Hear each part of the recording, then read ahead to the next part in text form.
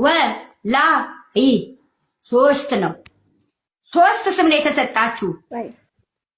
ዚስ ማይንድ እንግዲህ ታያችሁ ኢትዮጵያ ውስጥ እንደዚህ አይነት ሰዎች አሉ። የአምላካቸው ሶስትነት ግራ ገብቷቸው እስልምና አለ ብሎ የሚያምኑ።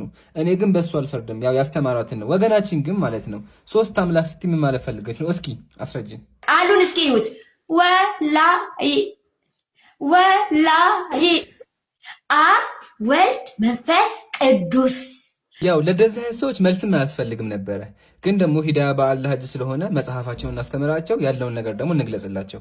ወገኖቻችን ይሄ ስላሴ የሚባለው ነገር ሶስት አምላክ የሚባለው ነገር መጽሐፍ ቅዱስ ራሱ አያውቀውም፣ ኢየሱስም አያውቀውም። ከጊዜ በኋላ የመጣ ፈጠራ ነው። ወደሱ ከመሄዳችን በፊት ግን ወላሂ ማለት ሶስት ማለት ሳይሆን በአላህ ይሁንብኝ ማለት ነው። ወይ የምትለው ቃል በእስልምናችን የመሐላ ፊደል ስትሆን ወላሂ ማለት በአምላኬ በአላህ ይሁንብኝ የሚል ትርጓሜ ነው ያለው። እሺ ወገኔ ይሄን በደንብ አዳምጡ።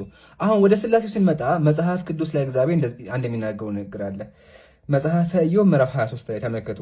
እርሱ ግን ብቻውን ነው፣ እርሱንስ የሚመስለው ማን ነው? እርሱ ብቻውን ነው አለ።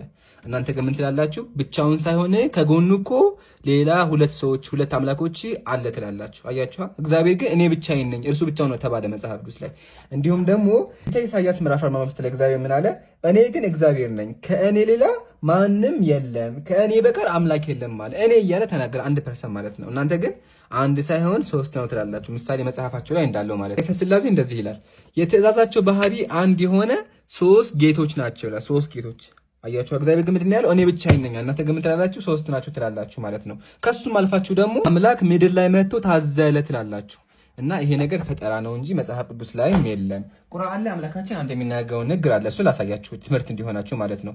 ሱረቱል ማኢዳ ቁጥር 33 ላይ እንደዚህ ላይ አምላካችን አላህ ሱብሃነሁ ወተዓላ እነዚህ አላህ ሶስተኛ ነው ያሉ በእርግጥ ካዱ፣ አምላክ ሶስት ነው ያሉ በእርግጥ ካዱ ብሏል። ስለዚህ እናንተ ኪረት ላይ ያላችሁ የትኛውም ነብይ ወደ ሀታ ኢየሱስ እንኳን ቢሆን ሶስት ነን ሶስት አምላኮች ብሎ ሰብኮ በተአምር አያውቅም።